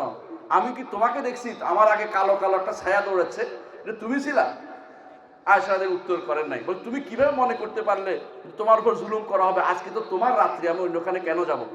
আমাকে তো জিবরিল এসে বলেছেন আপনি উঠুন এবং যান কবরবাসীদের জন্য দোয়া করে আসুন। আমি এই জন্য কবরবাসীদের দোয়া করতে গিয়েছিলাম, আর কোথাও তো যাইনি, তুমি এভাবে দৌড়াদৌড়ি করছো কেন? শিখিয়ে দিলেন মুহাম্মদুর রাসূলুল্লাহ সাল্লাল্লাহু আলাইহি ওয়াসাল্লাম, কবরবাসী দোয়া পাওয়ার যোগ্য, দোয়া দিতে পারে না, আপনার জন্য কিছু করতে পারে না। কোনো কবরবাসী আপনার জন্য দোয়া দিতে পারে না, কোনো ফয়েজ দিতে পারে না, কোনো বরকত দিতে পারে না, কোনো কিছু করতে পারে না, আপনার দোয়া শুনে না, আপনার বক্তব্য শুনে না। ওয়ামা আনতা বিমুসমিইন মান ফিল কুবুর, যারা কবরে আছে আপনি তাদেরকে শোনাতে পারবেন না। এই কথা আমি বলি নাই, আল্লাহ বলে দিয়েছে। এর অর্থ হচ্ছে কবরবাসীকে আপনি শোনাতে পারবেন না। হয়তো বলতে পারেন সালাম দেই, যে সালাম দিতে আল্লাহ রাসূল বলেছেন, এই জন্য আমরা সালাম দেই। সালাম ভিতরে পৌঁছলে জবাব দেয়, এমন কথা আমার নবী বলেন নাই। হ্যাঁ, আমার নবী একমাত্র মুহাম্মদুর রাসূলুল্লাহ সাল্লাল্লাহু আলাইহি ওয়াসাল্লামের জন্য খাস হচ্ছে, একান্ত খাস বিশেষ হুকুম হচ্ছে, যেখান থেকে আপনি সালাম দেন না কেন তার সালামটা ফেরেশতা নিয়ে আমার নবীকে পৌঁছে দেয়, আর আমার নবী সেই রূহ আল্লাহ তাআলা ফেরত দেন, তাকে সিরাত জবাব দিতে পারে। এইটা হচ্ছে কোরআন এবং হাদিসের ভাষ্য। সাধারণ কোনো মানুষের জন্য এরকম কোনো নীতি আসে নাই। যদি সালামের জবাব দিতেও পারে, অন্য কিছু চাইতে পারবে না। তাদের কাছে যদি আপনি চেয়ে বসেন, আমার শরীরটা ভালো নয়, ভালো করে দেন, আমাকে পরীক্ষায় পাশ করিয়ে দেন, আমাকে নির্বাচনে পাশ করিয়ে দেন, তাহলে আপনি মুশরিক ছাড়া কিছুই নয়। আপনি ঈমান চলে গেছে, আপনি কিছুই প্রাপ্তি নাই। কবরবাসী আপনার জন্য কিছুই করতে পারে না, শিখতে হবে আপনাকে এটা। সম্মানিত এলাকাবাসী, আপনাদের কাছে আমার বড় কোনো চাহিদা নাই। যেটা বলেছি, আল্লাহ তুশরিকু বিহি শাইআন, আল্লাহর সাথে কাউকে শরীক করবেন না। আমার একটা বই আছে, দয়া করে পড়বেন। আকীদার 4টি মৌলিক পরিভাষা। তাওহীদ কাকে বলে, শিরিক কাকে বলে, সুন্নাত কাকে বলে, বেদাত কাকে বলে, ওই বইটা পড়ে পড়ে আপনি দাগাইয়ে ফেলেন। আপনার পছন্দ না হলে ইচ্ছা মতো দাগ দেন, কিন্তু বইটা পড়ে আপনার পছন্দ না হলে বলেন যে এটা পছন্দ হচ্ছে না। কিন্তু আমরা যারা আজ এই বিভিন্ন মানুষের আশায় বসে আছি যে হাসরের দিন তিনি নাকি করে বসবে, আমাকে উপকার করে দিবে, এই শিরকি আশায় বসে থাকা যাবে না। কবরবাসীর প্রতি সেই শিরকি আশা করা যাবে না। যে ব্যক্তি আপনার কথা শুনতে পাচ্ছে না, তার কাছেও শিরকি আশা করা যাবে না। দূর দূরান্তে কোনো এক জায়গায় আছে, নৌকা ডুবে যাচ্ছে, আর আপনি বলেন বদর বদর বদর, আপনি মুশরিক। বদর আপনাকে বাঁচাতে পারবে না, বদর পীর আপনাকে বাঁচাতে পারবে না, অথবা বাইজিদ বুস্তামি নামক কোনো ব্যক্তি আপনাকে বাঁচাতে পারবে না। জীবিত মানুষও যদি দূরে থাকে, আপনার কথা না শুনে তাকে ডাকলেও শিরিক হয়ে যায়। যে অক্ষম তাকে ডাকলেও শিরিক হয়ে যায়। অর্থাৎ যিনি আপনার কথা শুনে না তাকেও ডাকতে পারবেন না, মৃত মানুষকেও ডাকতে পারবেন না। আপনাকে বুঝতে হবে জীবন্ত উপস্থিত সক্ষম তাকে শুধু বলতে পারবেন যে আমাকে পানি দাও বা আমাকে চা দাও বলতে পারবেন, কিন্তু হাওয়া বাতাসে কাউকে বলতে পারবেন না অমুক পীর সাহেব, অমুক আল্লাহর ওলি আমাকে বাঁচান, অমুক গাউস, এইটা আমাকে বলতে পারবেন না। গাউস শব্দের অর্থ হচ্ছে মহা উদ্ধারকারী। দুনিয়ার মানুষকে কে উদ্ধার করে বলেন তো? আর যদি আপনি মনে করেন যে আরেকজন গাউস আছে, আপনি মুশরিক, কাট্টা মুশরিক। কোনো গাউস শব্দ কোরআনেও আসে না, হাদিসেও আসে নাই। এরপরে যদি মনে করেন গাউসে আজম নামে কোনো ব্যক্তি আছে, তো আপনার ঈমান মোটেই নেই। বুঝেন কিনা? আপনি কত রকম গাউসে আজম মানে মহা উদ্ধারকারী। হ্যাঁ, আপনাকে উদ্ধার করার মালিক হচ্ছে একমাত্র আল্লাহ তাআলা। হ্যাঁ, জীবিত মানুষ যারা আছে তারা আপনাকে খাদে পড়লে উঠাইতে পারে, কোনো সন্দেহ নাই, কিন্তু মরা মানুষ আপনাকে উদ্ধার করবে আশায় বসে থাকলে আপনি মুশরিক, আপনার ঈমান চলে গেছে। যেটা বলছে যে আল্লাহ তাআলা বলছেন, 1 নম্বর কথা কি, আল্লাহ তুশরিকু বিহি শাইআন, আল্লাহর সাথে কাউকে শরীক করা যাবে না। 2 নম্বর হচ্ছে ওয়াবিল ওয়ালিদাইনি ইহসানা, পিতা মাতার প্রতি সর্বোচ্চ সুন্দর ব্যবহার করতে হবে। এমনকি যদি কাফের হয় তাদের সাথে সুন্দর ব্যবহার করতে হবে, মুশরিক হলেও তাদের সাথে সুন্দর ব্যবহার করতে হবে। পিতা মাতার প্রতি সর্বোচ্চ সুন্দর ব্যবহার করে যেতে হবে। ওয়ালা তাকতুলু আওলাদাকুম মিন ইমলাক, কোন সন্তানকে খাবার দিতে পারবো না বলে হত্যা করো না। যারা আজ সন্তান আসার পথ বন্ধ করে রাখছে, বিভিন্ন উপায় আবিষ্কার করেছে, এরা কিন্তু ভয়াবহ গুনার মধ্যে লিপ্ত রয়েছে। এটা কবিরা গুনাহ। কেন কবিরা গুনাহ? আমাদের পূর্বপুরুষরা যদি কোনো, এখন যত বরকত হয় জমিনের মধ্যে এত বরকত পায় নাই।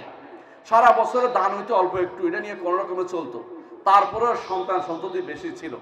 সন্তান সন্ততি বেশি থাকলে লাভ হচ্ছে এটা যে এই সন্তান কোন সন্তান আপনার উপকারী হবে আপনি বলতে পারবেন না। সন্তান সন্ততি বেশি হওয়া দরকার।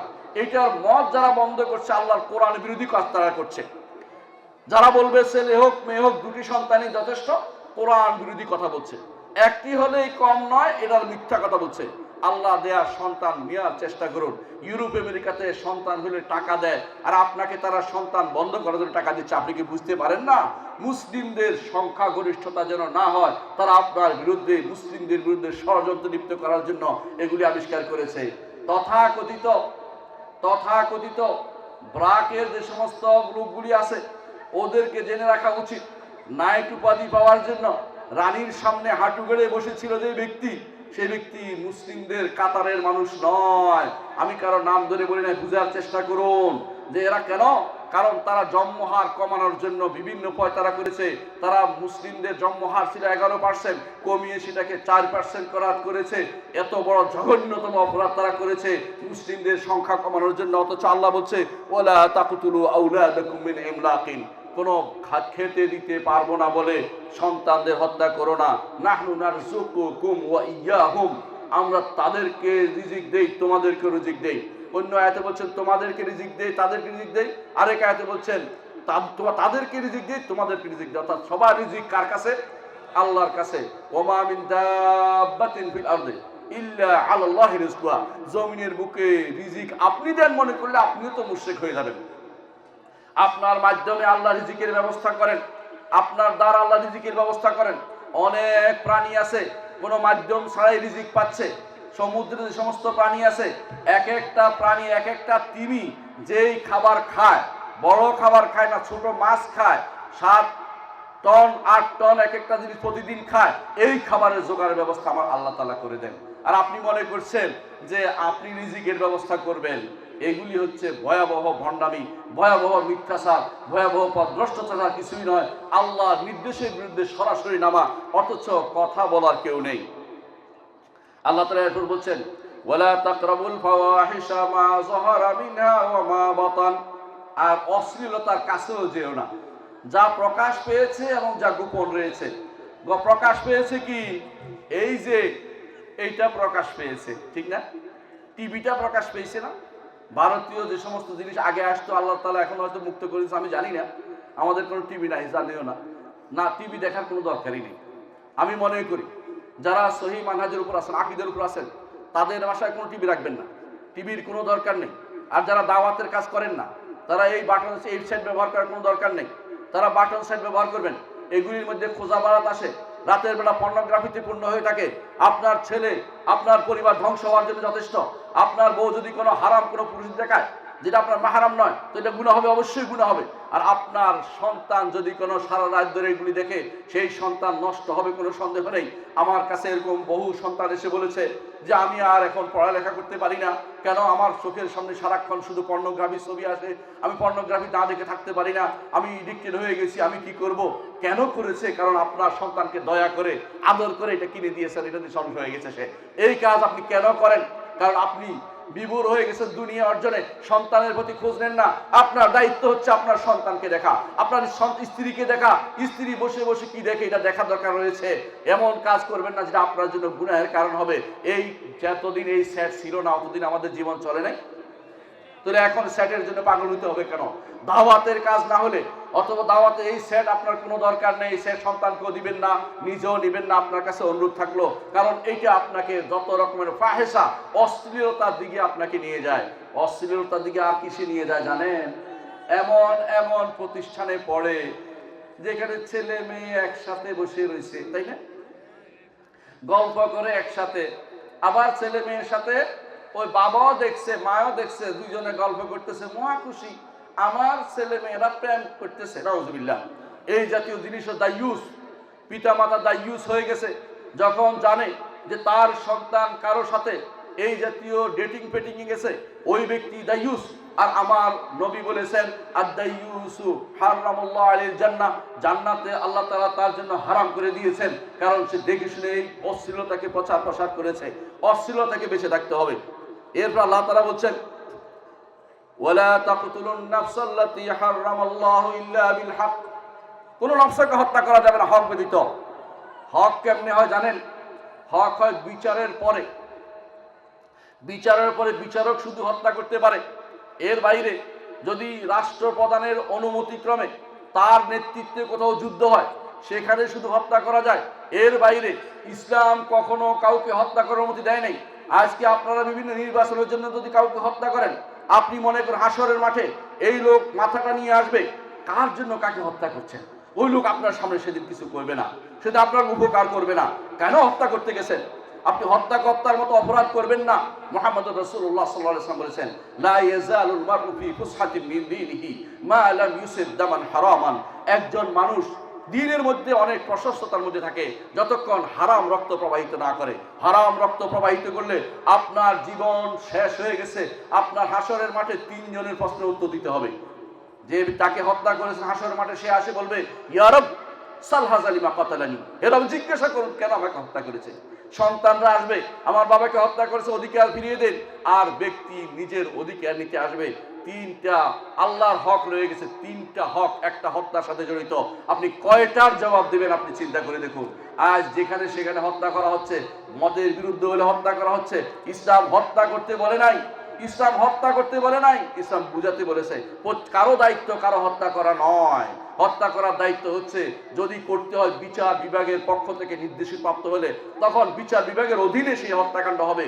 অথবা যুদ্ধের ময়দান ছাড়া কোথাও ইসলাম হত্যার অনুমতি দেয় নাই। যে কেউ এরকম কাজ নিজের হাতে তুলে নেবে সেই ব্যক্তি ভয়াবহ বিপদের মধ্যে আছে। সেই ব্যক্তি এই কাজ করতে পারে যারাই বাংলাদেশের মানুষের মতো অসহনশীল মানুষে শুধু এই কাজ করতে পারে। অসহনশীল হওয়া যাবে না। আপনার মতের বিরুদ্ধে আছে, কবর পূজারি মাজার পূজারি মারার কোনো দরকার নেই। ঠিক কবর পূজারি ভাইদেরকেও বলবো, আপনার মতের বিরুদ্ধে আছে, সালাফি ভাইরা আছে, হিংসা হানাহানি করবেন না। তাদেরকে তাদের বক্তব্য বলতে দেন। আপনার বক্তব্য আপনি দলিল দিয়ে বলেন, হিংসা করবেন কি জন্য? তাদের বক্তব্য তারা দিচ্ছে, আপনার বক্তব্য আপনি দেন। কারণ আপনাকে কথা বলার অধিকার দেওয়া হচ্ছে রাষ্ট্রের পক্ষ থেকে, আপনি বলছেন। কিন্তু আরেকজন মুখ বন্ধ করবেন কেন? তার মুখ বন্ধ করা কেন? যদি রাষ্ট্রীয় অধিকার হয়ে থাকে, যদি নাগরিক অধিকার হয়ে থাকে আমার কথা বলার, আমাকে 14 গ্রামে গত 15 বছর 16 বছর আসতে দেওয়া হয়নি কেন? 14 গ্রামে কোনো প্রতিষ্ঠান অনুষ্ঠানে আমার কথা বলতে দেওয়া হয়নি কেন? 14 গ্রামে কেন আমি একটি মাহফিলে আসতে পারলাম না? এই অধিকার কে, এই অধিকার থেকে কে আমাকে বঞ্চিত করেছে? কে যারা এই অধিকার থেকে বঞ্চিত করেছে তাদেরকে কারা ফুসলিয়েছে? আপনাদের এই দেশের কিছু তথাকথিত পীর ফকিররা তাদেরকে যে আমাকে বাধা দিয়েছে, এটার বদ্ধ দায়ভার তারা বহন করতে হবে। কেন আমাকে কথা বলতে দেওয়া হয় নাই? আমি 14 গ্রামের পাশের মসজিদে আমি খুতবা দেই। 14 গ্রামে এসে আমি খুতবা দিতে পারি না। সরাসরি 14 গ্রামের এসপি সাহেব ফোন করে বলে যে এমপি সাহেব ফোন করেছে আপনাকে যেন এখানে আসতে না হয়। কেন আমাকে বাধা দিবে? আমি কি চোর? এদেশে মানুষ কাদিয়ানীকে ছাড় দিয়েছে, এদেশে মানুষ আল্লাহর দ্বীন বিরোধীদেরকে ছাড় দিয়ে দিচ্ছে, এদেশে মানুষ শরিয়া মানা তাদের ছাড় দিচ্ছে। আমাকে ইউনিভার্সিটি প্রফেসরকে আমাকে আসতে দেওয়া হচ্ছে না। অথচ প্রফেসররা সর্বোচ্চ র্যাঙ্কের মানুষ, আপনি জানেন কেন? শুধুমাত্র আপনাদের হিংসা হানাহানির কারণে। কেন হিংসা করবেন? কি জন্য হত্যা করার নিয়তে নেমেছেন? তাকে তার বক্তব্য বলতে দেন। আপনার বক্তব্য আপনি বলুন। মুহাম্মদ রাসূলুল্লাহ সাল্লাল্লাহু আলাইহি ওয়াসাল্লাম যখন এই জন্য কোরআন দিয়ে বক্তৃতা করতো তখন তারা কি বলতো জানেন? তারা কি বলতো? পরস্পর তারা বলতো, وقال الذين كفروا لا تسمعوا لهذا القرآن والغوا فيه لعلكم تغلبون। বুঝছেন কথাটা? রাসূলুল্লাহ সাল্লাল্লাহু আলাইহি ওয়াসাল্লাম কোরআন যখন পড়তো তারা হো হো হো করতো। কেন? রাসূলের বাণী যেন কারো কাছে না পৌঁছতে পারে। সুবহানাল্লাহ। একই জিনিস আমি দেখতে পাচ্ছি এই তথাকথিত পীর ফকিরদের লোকদের অনুসরণের মধ্যে। তারা সবকিছু আমার বক্তব্য শুনতে বাধা দিচ্ছে কেন? আমি তো আল্লাহর কোরআনের কথা বলছি, আমি তো রাসূলের হাদিসের কথা বলছি। নিজের থেকে একটা শব্দ বানিয়ে বলি নাই। এতক্ষণ পর্যন্ত যা বলেছি আপনার দলিল দিয়ে প্রমাণ করে দেখাবেন ওই কথাটা বানিয়ে বলছে, আমি সেটা বাদ দিয়ে দেব। কিন্তু কোনো কথা বানিয়ে বলি নাই। আমার বক্তব্য বন্ধ করার অধিকার কারো নাই। যত ব্যক্তি বন্ধ করবে, যেই ব্যক্তি হোক না কেন, প্রশাসনের হোক বা নিম্নমান হোক, সবাই এই বহন করতে হবে গুনার বহন। যে গুনাহ বহন করেছে আল্লাহ তাআলা কোরআনে কারীম বলেছেন যে যারা এটা করবে তাদের পরিণাম কি আল্লাহ তাআলা বলেছেন, ওয়াকালাল্লাযীনা কাফারু লা তাসমাউ লিহাযাল কুরআনি ওয়ালগাউ ফী লাআল্লাকুম তাগলিবুন ফালানুযীকান্নাল্লাযীনা কাফারু আযাবান শাদীদান ওয়ালানাজজিয়ান্নাহুম আসওয়াল্লাযী কানু ইয়ামালুন। এই আমলের কঠিন শাস্তি তাদেরকে বহন করতে হবে। কারণ আমাকে হেদায়েতের পথে বাধা দেওয়া হচ্ছে। আমি কোনো অন্যায় কাজ করিনি, আমি কোরআন এবং সুন্নাহর কথা বলতে আমি পারিনি। আরবের মুশরিকরা মুহাম্মদ রাসূলুল্লাহ সাল্লাল্লাহু আলাইহি ওয়াসাল্লামকে এভাবে বাধা দিত এবং তারা বলতো তারা রসুল বাজারে বাজারে যেতেন আর তারা হই হই হই হল্লোড় করতো, হই হল্লোড় করতো। তিনি সত্য কথা বলতেন, তারা পাথর মারতো। এই অবস্থাতে তিনি যখন বললেন, মান ইউইনি উবাল্লিগু কালাম রাব্বি, কে আমাকে আশ্রয় দিবে, আমি আমার রবের কালাম প্রসার করতে চাই, আমি কোরআন এবং হাদিসের কথা বলতে চাই, কেন আপনি এর মধ্যে বাধা দিবেন? এই বাধা দেওয়ার অধিকার আপনাকে কে দিয়েছে? আপনি যদি আপনার মিথ্যা চালু করতে পারেন, আপনি যদি মিথ্যা কেরামত চালু করতে পারেন, মিথ্যা বানোয়াট ওয়াজ করতে পারেন, সারাদিন বসে বসে বেদাতে ভর্তি আপনি কথা বলতে পারেন, আমার সুন্নাহর কথা বলতে আমাকে বাধা দিবেন কি জন্য? আপনারা যারা বাধা দিবেন আল্লাহর কাছে আল্লাহর কাছে সেদিন আমি বলবো, আপনারা অপেক্ষা করুন, আল্লাহর কাছে বলবো আমাকে বাধা দিয়েছে। দুনিয়ার বুকে আমি যেখানে পাই সেখানে বলবো, এবং যতটুকু আমার ক্ষমতা আছে অ্যাক্সেস করে ছাড়বো। যারা আমার বিরুদ্ধে বাধা দিবেন, মনে করেন না এক মাঘের শীত যায়, 15 বছর গেছে বলে আর যাবে না তা নয়। ইনশাআল্লাহ আল্লাহর রহমতে যারাই ক্ষমতায় আসুক কথা বলে যেতে হবে, এতটুকু আল্লাহ তাআলা আমাদেরকে যোগ্যতা দিয়েছে। সুতরাং আপনি যতই বাড়াবাড়ি করেন না কেন, আপনাদেরকে বলে রাখছি, কোনো বাধা শুনবেন না, কাজ করে যাবেন সারাদিন মাঝে। কেউ বাধা দিলে শুনবেন না, কি হয় আমরা দেখবো। আল্লাহ তাআলা সেটা প্রত্যেকের পরিণতি দেখছে, আলহামদুলিল্লাহ। কার কি কাজ সেটা আল্লাহ তাআলা দেখবেন। কুলির মালু ফাসাইয়ারাল্লাহু আমালাকুম ওয়া রাসূলুল মুমিনুন, আল্লাহ তাআলা বলেন আমল করো, তোমরা কাজ করে যাও, আল্লাহ দেখবেন তোমাদের আমল। ফাসাইয়ারাল্লাহু আমালাকুম, এবং সেদিন আপনার আমল নামা আপনি দেখতে পাবেন, মুমিনরা সেদিন দেখতে পাবে। সেদিন যদি ভালো হয় আপনি বলবেন হা মুকরাউ কিতাবিয়া ইন্নী যানানতু আন্নী মুলাকিন হিসাবিয়া ফাহুয়া ফি ঈশাতির রাদিয়া। আর যদি খারাপ হয় সে বলবেন ইয়া লাইতানি লাম উতা কিতাবিয়া ওয়া লাম আদরি মা হিসাবিয়া ইয়া লাইতাহা কানাতিল কাদিয়া মা আগনা আন্নী মালিয়া। সুতরাং সাবধান হন, নিজের মন মতো যা ইচ্ছে তা করে বেড়াবেন না, আল্লাহকে ভয় করুন। আপনি এখন বড় বড় যে সমস্ত কাজগুলি করছেন এগুলি শুদ্ধ কিনা আগে চিন্তা ভাবনা করে দেখুন। আমি সবাইকে স্মরণ করে দিতে চাই, আল্লাহর বিধানের বিরুদ্ধে দাঁড়ানোর ক্ষমতা কারো নাই। আপনি হয়তো আজকে হয়তো কোনো কাজে হয়তো জয়লাভ করে বলবেন, তাই কি আপনি জয়লাভ করেন নাই, আপনি হেরে গেছেন। কোরআন এবং সুন্নাহর বিরুদ্ধে দাঁড়ানোর চেষ্টা আপনি করবেন না।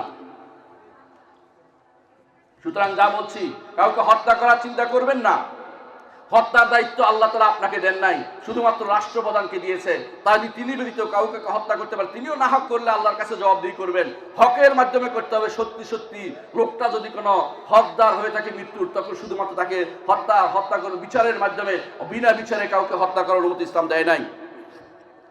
আল্লাহ তাআলা এরপর বলছেন ওয়ালা তাকরাবু মালাল ইয়াতীম, ইয়াতীমের সম্পদ ভক্ষণ করো না, ইল্লা বিল্লাতি আহসান, কাছেও যেও না এতিমের সম্পদের কাছে, উত্তমভাবে যাবে ব্যবসা করার জন্য, তাদেরকে যেন তাদের সম্পদ বুঝিয়ে দিতে পারো, হাত্তা ইয়াবলুগা আশুদ্দা। এরপর আল্লাহ তাআলা বলেছেন আউফুল কাইলা ওয়াল মিজান বিল কিসত। এই যে মিজান, পাল্লা, দাড়ি পাল্লা, বেচা কিনা, লেনদেনের ফলে সাবধান হোক। কাউকে ঠকানোর চিন্তা করবেন না, কাউকে ঠকানোর চিন্তা করবেন না। ঠকানো কেমনে ঠকা জানেন তো? উপরে ভালোটা দেয়, নিচে খারাপটা দেয়। মুহাম্মদুর রাসূলুল্লাহ সাল্লাল্লাহু আলাইহি ওয়াসাল্লাম বাজারে গেছেন, বিয়ে হাত ঢুকিয়ে দিয়েছেন ভিতরে, বের করে দেখলেন নিচে ভিজা। বলে যে মা হাযা ইয়া সাহিবাত তাআম, হে খাবার বিক্রেতা, এটা কি করেছ? বলে আসাবাতুস সামা ইয়া রাসূলুল্লাহ, ইয়া আল্লাহর রাসূল, আকাশের বৃষ্টি এটাতে পেয়েছে। হাল্লা জাআলতাহু ফাওক, উপরে রাখলেন না কেন? মান গাশশানা ফালাইসা মিন্না, যে ব্যক্তি ধোঁকাবাজি করবে আমার উম্মতের অন্তর্ভুক্ত হতে পারবে না। ধোঁকাবাজ উম্মত থাকতে পারে না। কথা কি মুহাম্মদ রাসূলুল্লাহ সাল্লাল্লাহু আলাইহি ওয়াসাল্লাম তাদেরকে পছন্দ করেন নাই। বেচা কিনা সুন্দর ওজন দিবেন, সুন্দরভাবে তাদেরকে বুঝিয়ে দিবেন। যে ব্যক্তি আপনার কাজে সন্তুষ্ট হচ্ছে না, বলে তুমি বুঝে নাও, তুমি ওজন করে নাও, তাকে দিয়ে দেন, দায় মুক্ত নিয়ে যাক। আপনি নিজে যদি কোনো মনে করেন যে আপনি দিলে কম দিবেন না, আলেমদের মধ্যে অনেকেই সেটা বলেছে যে যদি আপনি মনে করেন যে কোনো কারণে কম দেওয়া হচ্ছে তাহলে বেশি করে দিবেন। কারণ মুহাম্মদ রাসূলুল্লাহ সাল্লাল্লাহু আলাইহি ওয়াসাল্লাম বলেছেন রাহিমাল্লাহু আবদান ইজা বা'a সামহান ওয়া ইজা ইশতারা সামহান ওয়া ইজা ইবতাদা সামহান। আল্লাহ ওই ব্যক্তির প্রতি রহমত করুন যে ব্যক্তি যখন বেচে তখনও ছাড় দেয়, যখন কিনে তখনও ছাড় দেয়, এখন যখন বিচার ফয়সালা করে তখনও ছাড় দেয়। আমার কথা কি বুঝাতে পারছি? ছাড় দেওয়ার অর্থ বুঝেন? ছাড় দেওয়ার অর্থ হচ্ছে এটা যে একটু বেশি দিলাম, আর যদি কিনে একটু কম দামে বেশি দামে নিলাম। এই চিন্তা যে ব্যক্তি করবে, মুহাম্মদুর রাসূলুল্লাহ সাল্লাল্লাহু আলাইহি ওয়াসাল্লামের দোয়া সে ব্যক্তি পাবে। রাসূলুল্লাহ সাল্লাল্লাহু আলাইহি ওয়াসাল্লাম বলেছেন রাহিমাল্লাহু আবদান, আল্লাহ তার উপর রহমত করবেন, আল্লাহ তার উপর রহমত করবেন। এরপর আল্লাহ তাআলা বলেছেন ওয়াইজা কুলতুম ফায়দিলু, কথা বললে ইনসাফ করে কথা বলো। কথা বলছেন? আমার বিরুদ্ধে কুচ্ছাস রটনা করলে ইনসাফ করে কথা বলা হয় না। আমি যা নই তা বলবেন না। আমার নামে মিথ্যাচার ছড়াইলে আল্লাহর কাছে দায়ী হতে হবে আপনাকে। আমি মনে করেছেন আজকে হয়তো বেঁচে যাচ্ছেন, হাসরের মাঠে আপনার প্রত্যেকটি আমল নিয়ে আমি ছাড়বো, আমি কাউকে ছাড় দিব না, কারণ আমার আমলের খুব দরকার আছে। আমার নামে যারা মিথ্যাচার করবেন, গীবত করবেন, আমি অবশ্যই হাসরের দিন তাদের সবাই থেকে নিব। আমি কোনো মাফ করছি না কাউকে, মনে রাখার আপনার দরকার। এরপর আল্লাহ তাআলা বলছেন ওয়াবিআহদিল্লাহি আউফু, অঙ্গীকার পূর্ণ করো।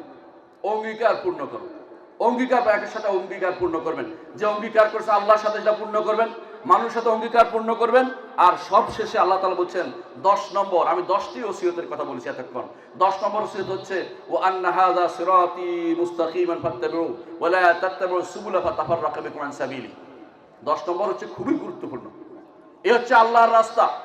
এতক্ষণ যা বলেছি এগুলো আল্লাহর রাস্তা, আমি বলি নাই, আমার আল্লাহ বলছেন। এই আয়াতের মধ্যে বলছেন সূরা আনআমের 153 নম্বর আয়াতে আল্লাহ তাআলা বলছেন যে এই হচ্ছে আল্লাহর রাস্তা। ওয়া আন্না হাযা সিরাতি মুস্তাকিমান, এটা সরল সঠিক পথ। ওয়ালা তাত্তাবিউ, এটাকে অনুসরণ করে চলে জান্নাতে যেতে পারবেন। ওয়ালা তাত্তাবিউ সুবুলা, ছোট ছোট যে সমস্ত পকেট গেট বের হয়েছে ওগুলিতে যাবেন না। পকেট গেটগুলি বুঝেন? কেউ বলে আমি দেওয়ানবাগী, কেউ বলে আমি কুতুববাগী, কেউ বলে আমি শাহবাগী, কেউ বলে আমি অমুকবাগী। বাগীর কোনো শেষ নাই।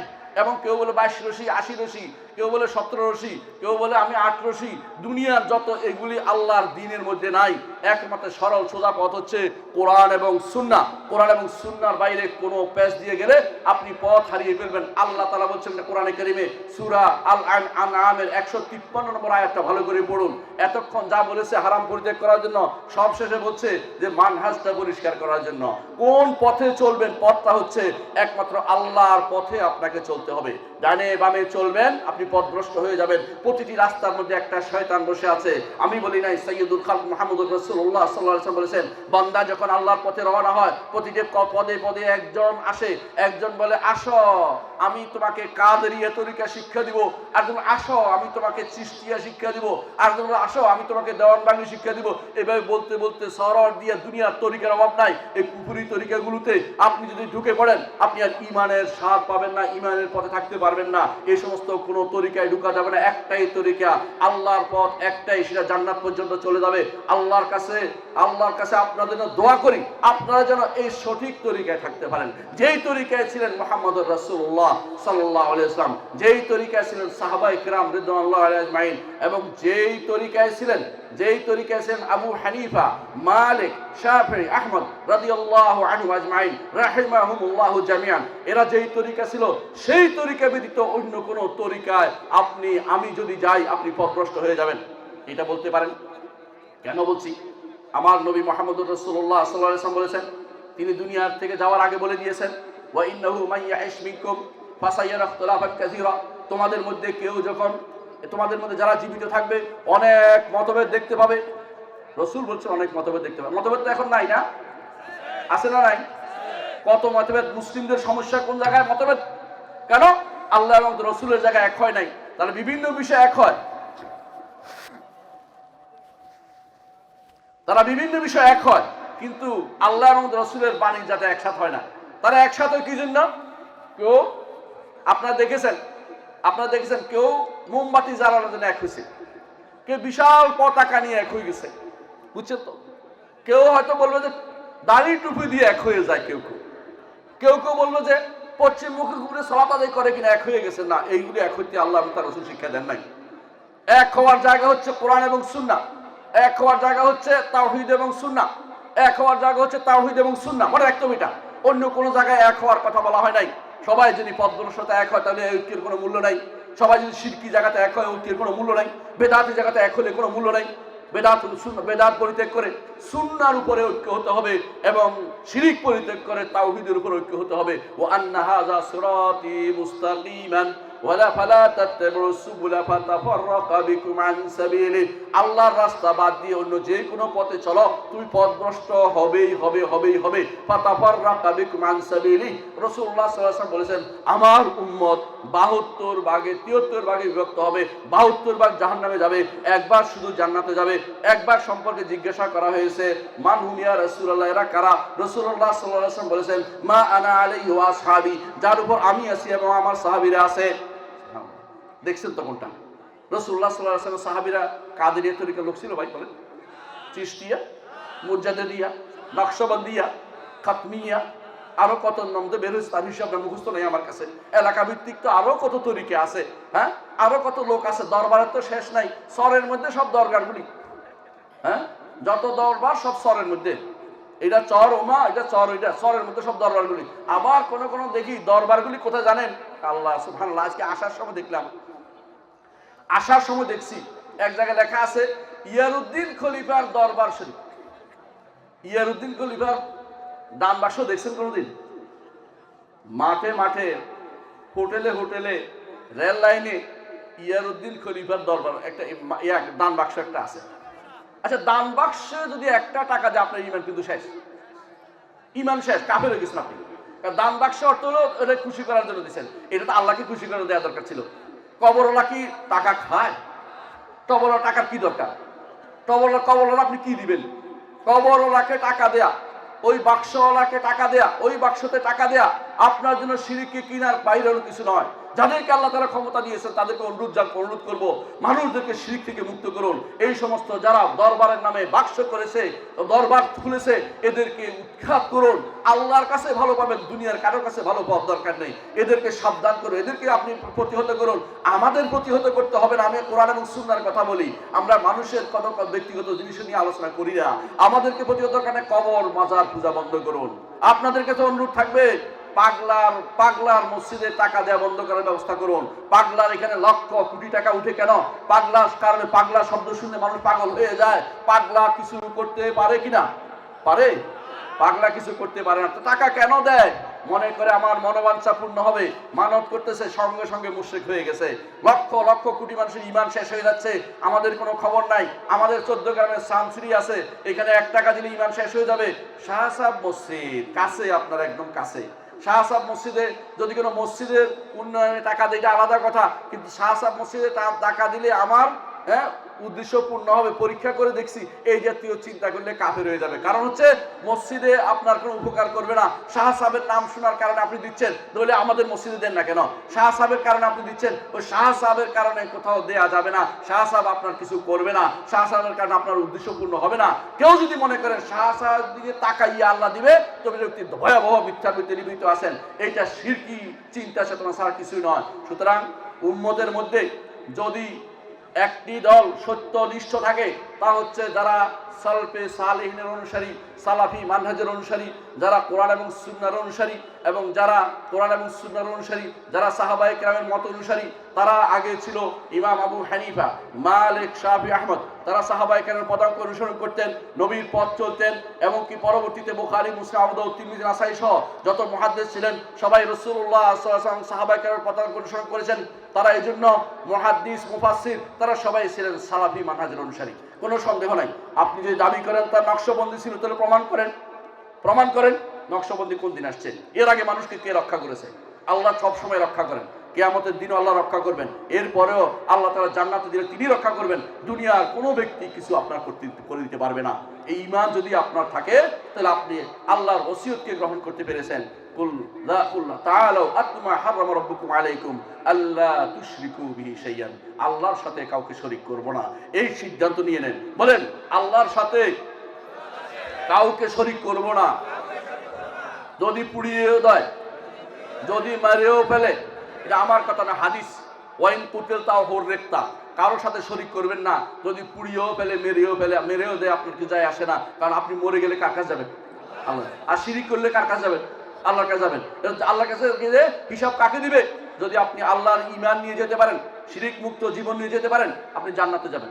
আর যদি আল্লাহর কাছে যান কি নিয়ে? শিরিক নিয়ে। আল্লাহর কাছে যেতেই হবে। যেতে কি দিবেন? শিরিক নিয়ে গেছেন, আপনার স্থান হবে জাহান্নাম। আপনি কি করবেন? আপনি সিদ্ধান্ত নেন। আমার বক্তব্য আমি পৌঁছে দিয়েছি। ওমা আলাইনা ইল্লাল বালাগুল মুবিন। আসসালামু আলাইকুম ওয়া রাহমাতুল্লাহি ওয়া বারাকাতুহু।